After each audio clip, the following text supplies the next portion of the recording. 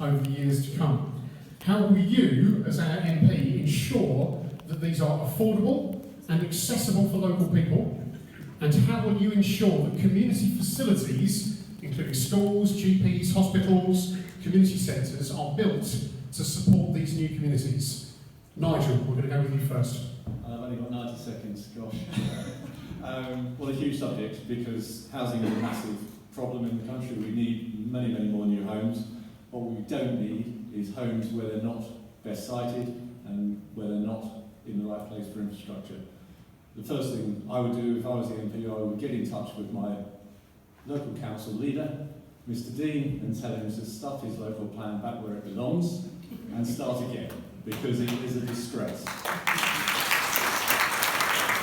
We're going to see, of those 12,000 homes, 6,000 of them built on Greenbelt, and we're going to have around about 6,000 built around the edges of this town, Welwyn Garden City. It's going to completely swamp existing infrastructure, which is already straining. The right way to approach this, sorry, let me get one other thing in first. I was at the full council meeting where they approved the local plan to go forward a month and a half back. One of the Conservative councillors stood up and said, we don't like making difficult choices like this. It's something really we don't want to do. Well, if you don't want to do it, resign and let someone else take over who does. Because if I was running the council, or was the MP, I would take huge pride in trying to move my community forward in a way that people supported.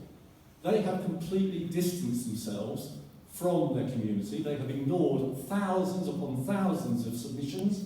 I've written goodness knows how many of them myself, and just paid absolutely no notice to anybody. So we need the houses, but we need them in the right place. Thanks, Nigel. I agree with Nigel, actually, amazingly.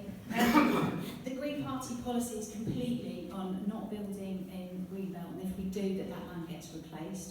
That we should look for what they call brownfield sites, so we should look locally for vacant sites that can already be part of any infrastructure we've already got, and that all planning should be done at the lowest level locally, so that the whole community know exactly what's going on and how we're going to make sure that that fits in with what people want.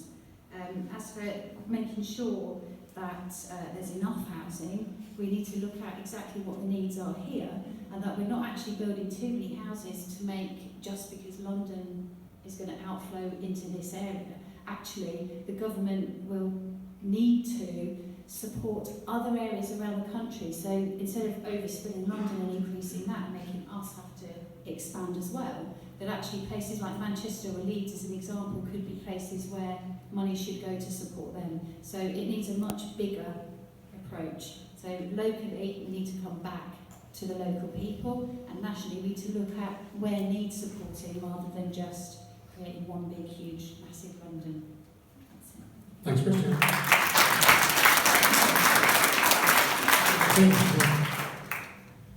UKIP are strong believers on building houses on brownfield sites. Currently, we have to build a house every 7 minutes to keep up with demand. And I'm afraid you may say it's typical UKIP, unless you control immigration, Welwyn Garden City and Hatfield will become the London borough of Welwyn and Hatfield.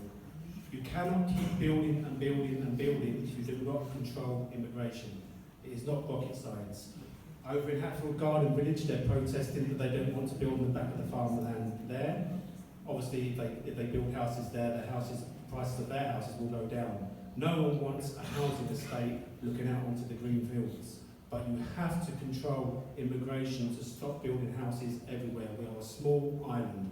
We can't keep on with the immigration carrying on currently as it is. Like I said, by the middle of this century, we will be over 80 million people living in this small island. But UKIP do believe that every single brownfield site available in the UK should be made available for housing instead of building on the green belt. Because Welwyn Garden City, soon you would have to take out the garden and just call it Welwyn City. Thank you. Thank you, Dean. Grant. When I was the housing minister, I used to say that it would be great if house prices would just stop going up and be stable for a period of time, and as happens in so many other European countries, in fact. And it never really seems to happen in this country, and of course one of the historic reasons for that is we build far too few houses in the country. I do agree with actually some of the comments which have been made. In particular, we have to make maximum use of brownfield sites. And everyone knows about Broadwater Road, 850 homes in what is a derelict, actually rather discrediting derelict site right in the heart of the Garden City here. And that's great. But actually what people won't know about as much is a housing development I opened last week in Welwyn Garden City, across the road from here, on what was the Xerox site. 550 homes there, 2/3 of which are going to be affordable houses, and it looks like a terrific development. No one has heard of it. There wasn't a single objection to it being built, and it does show that if you think differently and more creatively, we can actually manage to do these things without building all over the Greenbelt, which I do think that the national framework, planning policy framework, which I helped author, actually makes it clear that we shouldn't be building in those areas unless there are exceptional circumstances. So it's going to be very interesting to see what the inspector comes back and says about the local plan that's now gone to them. And it's an area that I'm very engaged in, and I think we can do a lot better by following some of the excellent examples here in Welwyn Garden. Thank you, John.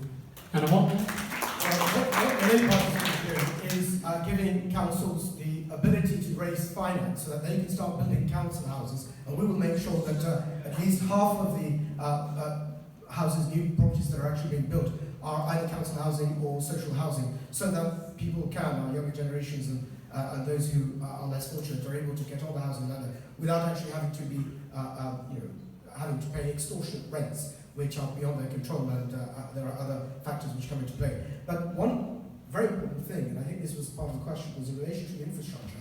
Quite frankly, this government has failed to make sure that there's adequate infrastructure in order to be able to service the foreseeable housing needs of this constituency.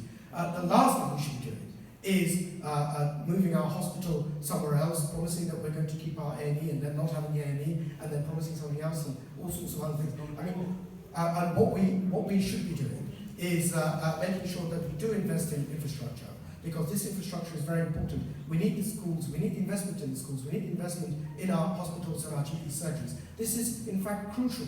And if you read the Conservative Party manifesto, which I have done, I'm sorry to say,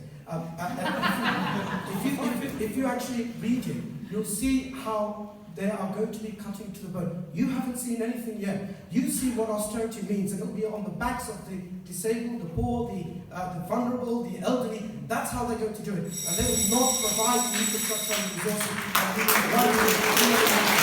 need.